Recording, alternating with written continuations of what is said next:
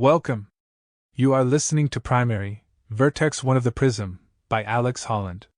Chapter 3. The Library. Kobe closed the door behind him, his grandmother's book in hand. He didn't turn back to see the dark two-story house as he walked away. Number 11 Rainbow Drive did not hold any good memories for Kobe. He only wanted to erase them. As he passed the letterbox and onto the street, a flash of movement caught his eye. "Good morning, young man," chirped Mr. White, peering up at Kobe from tending to his garden. Mr. White was a strange old man who lived by himself next door to Kobe and his grandmother, and always seemed happy, something that seemed so foreign to Kobe. He always wore white clothes and had strange white-tinted sunglasses and short white hair to match.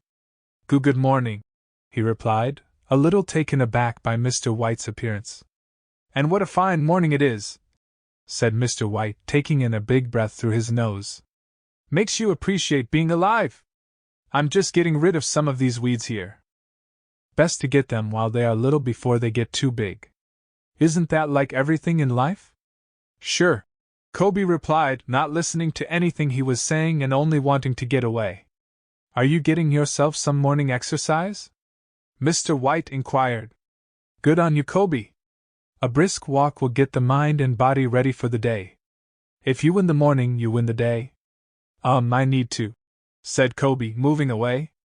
Of course, said Mr. White, waving him away.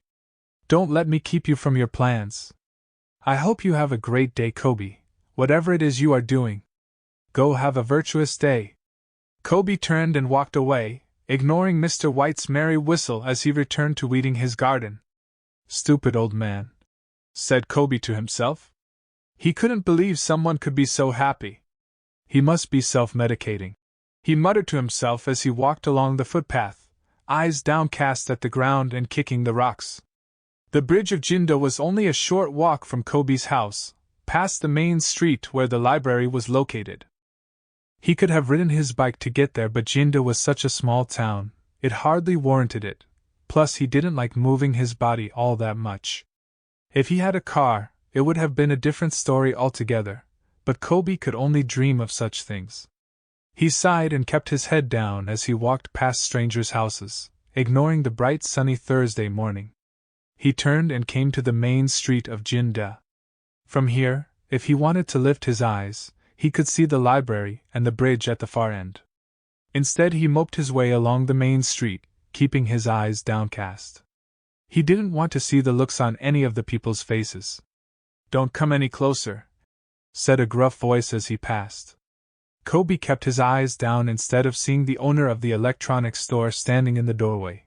He knew exactly what kind of expression he had on his face. "You shouldn't be allowed out," the owner called after him. "Not after what you did." Kobe hunched his shoulders, trying to make himself small. "What are you doing out here?" said a shrill voice of the news agency clerk in his ear. "You are banned from coming near here."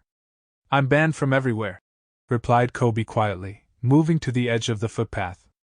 "Does your grandmother know you are out?" "I'm going to tell her," she hissed. Kobe heard the sound of hurried footsteps. "Go on and tell her. I'll be dead soon anyway." As Kobe walked past the different stores, people yelled abuse or obscenities his way.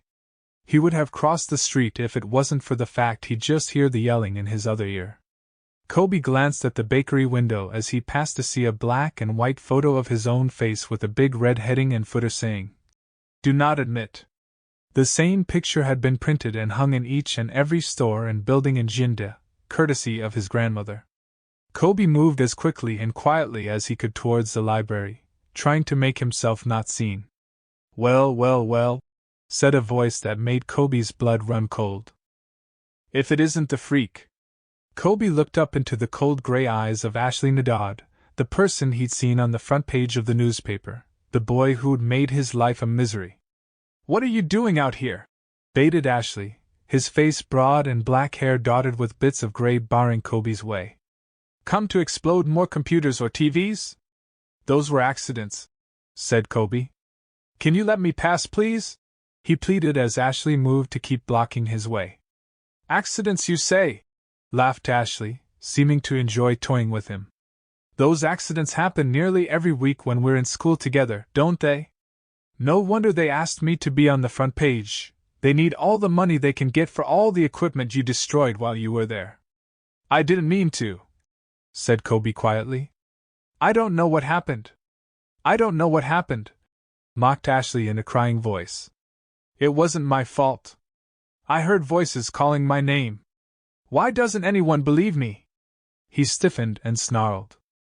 You are a freak du mar, a freak who should be locked up and have the key thrown away.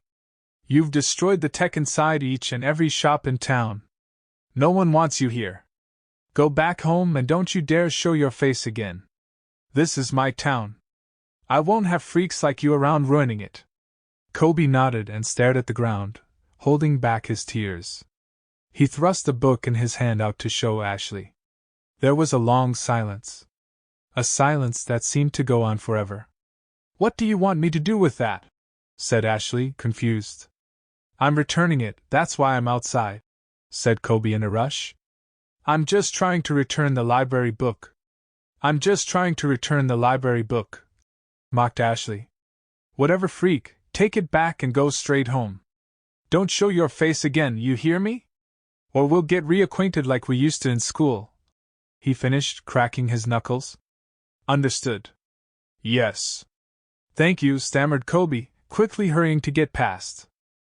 As Kobe went by, Ashley lunged forward suddenly, making Kobe jump to get out of the way only to collide with a telephone pole, his face smacking into hardwood and sending him crashing to the ground. Ashley roared with laughter as pain erupted from Kobe's nose and mouth, tasting blood and seeing stars. Kobe slowly picked himself up to rise and the laughter continued, slowly dragging himself away, blood pouring from his nose. He could still hear Ashley as he approached the library, his mind frayed from the encounter with his high school bully. He felt his nose. Broken, he thought, as it seared with pain at being touched, the blood running down his chin. Kobe gazed at the bridge at the end of town. His recent humiliation only fueling his desire to end his life. He marched towards the library. His will so strong to end his life, he almost threw the book on the ground. My grandmother is so evil she'd probably haunt me even in death for not returning it, said Kobe to himself, committing himself to doing this last thing before taking his life. He reached the return chute, catching the A4 piece of paper with his face upon it in the window, and stopped suddenly as he heard a British female voice inside his mind speak. He's going to do something big this time.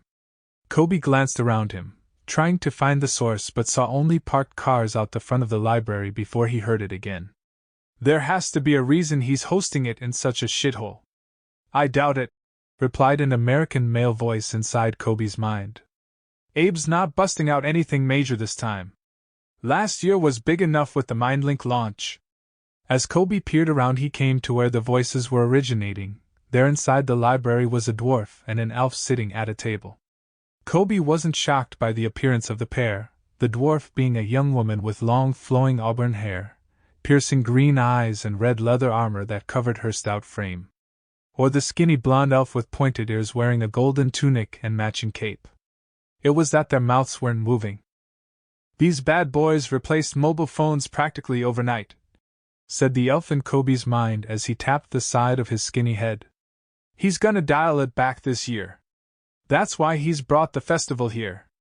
It makes sense with the lineup of bands being weaker than years previous, it's more low-key.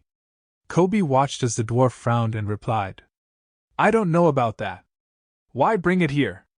The Prism Music Festival has been hosted in nearly every major city across the globe. This is the first time it's come to Australia and it's in the middle of fucking nowhere. Glastonbury is held on a farm. Coachella is in the desert, replied the elf in a matter-of-fact tone. Those don't count, snapped the dwarf.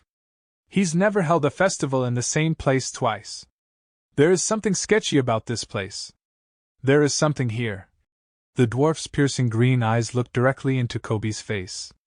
Realizing he'd been seen, Kobe ducked out of sight, his heart racing. Did you see that guy? Asked the dwarf, alarmed. What guy? Asked the elf. There was this fat weirdo with blood over his face staring at me through the window. she said, making Kobe flush. Oh my god, really? Said the elf, alarmed. Maybe he's curious why a pretty dwarf is in the local library. We always get looks from widows before the festival starts, especially you. Don't remind me. Shot back the dwarf. I really wish the dress code wasn't fantasy this year. I feel like I'm about to pop out of my armor, but I want to be the best dressed.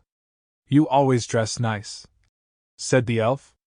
Plus, I don't mind if you pop. Don't say another fucking word, Solomon, thundered the dwarf.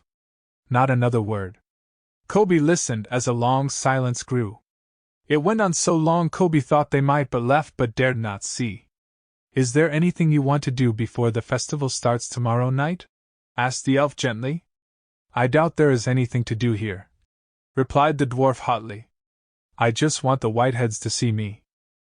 I'd better not have gotten dressed up in this uncomfortable outfit for nothing. If they are going to come anywhere, it'll be here, replied Solomon. I don't think there is anywhere else to go. As the elf and dwarf debated location options, Kobe realized that someone was standing behind him as he crouched on the ground. He turned and saw a woman dressed entirely in white, her hair, her clothes, her shoes. She even had a white transparent veil over her face that gave her a ghostly appearance. Hello, she said warmly, walking closer to where Kobe was. Hello, stammered Kobe, rising to his feet. That's him, said the dwarf in his mind. Right next to the, are you planning on going to the festival tomorrow night? Asked the woman in white cheerily to Kobe. I am, mumbled Kobe. Is that the Prism festival? He remembered seeing the image in the newspaper. Prism, corrected the woman with a giggle. Though we had a cops and robbers team a few years back with a full-scale security prison. That was a hoot. Will this be your first time attending? I don't think I'd be able to, said Kobe, glimpsing the bridge in the background. Oh, didn't you get a ticket? Said the woman sympathetically. No, I didn't, lied Kobe. I just live around here and I didn't know about it until. Kobe was cut off as the elf and dwarf burst through the library door, pushing Kobe out of the way to get in front of the woman in white. You're a whitehead, aren't you? Gasped the dwarf. Can we get backstage passes, please? Yeah, come on, said the elf. Get a load of how good our costumes are. The woman in white surveyed them up and down. You certainly put in the effort, she said evenly. Though I don't care for how you treat the locals who live around here. The trio turned to Kobe, who struggled to meet their gaze. He's just a creep who stares at people through windows, said the dwarf with venom. Kobe tried to respond but couldn't find the words, his cheeks flushed with embarrassment as he stared at the ground. Charming one you are, said the white woman. What are your names? Ruby and Key, said the dwarf. Solomon Lillen, answered the elf. And what is your name? Asked the woman. It took Kobe a moment to realize she was speaking to him. Me? He responded. Yes, you, she answered with a warm smile. My name is Kobe Dumar, he answered. Well, Kobe Dumar, I'd like to offer you a backstage pass to the Prism Music Festival. What? Shouted Ruby and Solomon in unison. You can't give it to him, he's not even in costume, yelled Ruby. I bet he doesn't even know what a backstage pass to the PMF even means, raged Solomon. The woman raised a white-gloved hand. You both know very well the Prism Musical Festival has zero tolerance to aggressive behavior. I'm more than happy to revoke your public access tickets if you wish to keep shouting. The elf and dwarf held their tongues, their faces turning into scowls as the woman turned back to Kobe. Would you like to come to the festival, Kobe? She asked. I can't, he said, glancing up at the bridge. You should give it to them instead. Even if he is a freak, at least he's smart, Ruby said in Kobe's mind.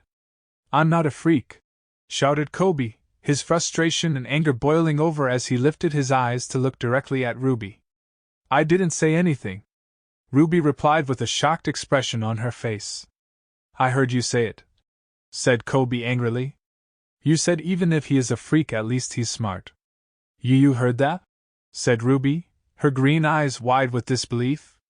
We have a secure MindLink connection. There's no way you could have hacked into it. said Solomon. I don't know what you are talking about, but I can hear what you are saying about me, so stop it, growled Kobe, unsure of where his confidence was coming from. The woman in white suddenly grabbed Kobe's hands, bringing his attention to her. Can you hear what I am thinking, Kobe? She asked. Mother, give us color, she said without speaking.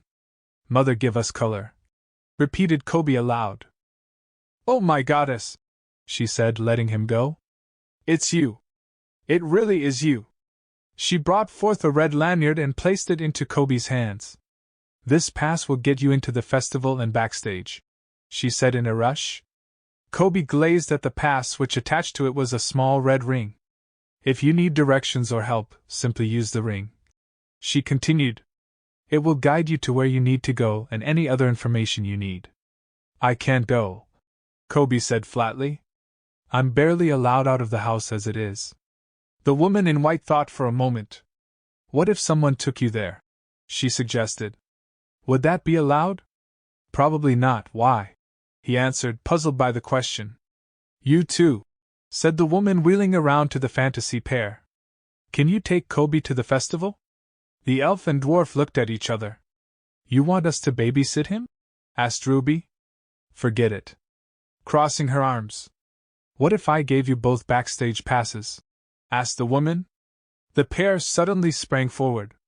Of course, exclaimed Solomon excitedly. Absolutely, we can get him there, agreed Ruby. Can we have the passes now? She asked expectantly. Not until Kobe is backstage at the festival, said the woman flatly. I will make sure the passes are there for you once you arrive. Together, she finished with a stare. Together, began Ruby. Of course, finished Solomon with a nod. The woman in white forced a smile and turned back to Kobe.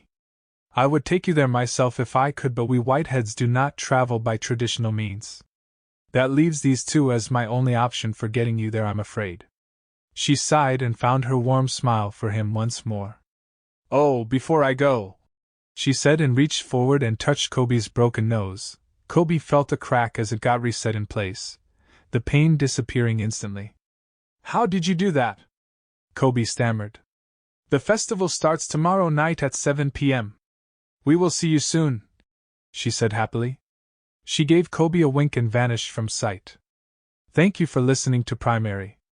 Vertex 1 of the Prism, by Alex Holland. Primary is published and copyrighted through Wormhole Proprietary Limited. Continue the journey at theprismhexology.com.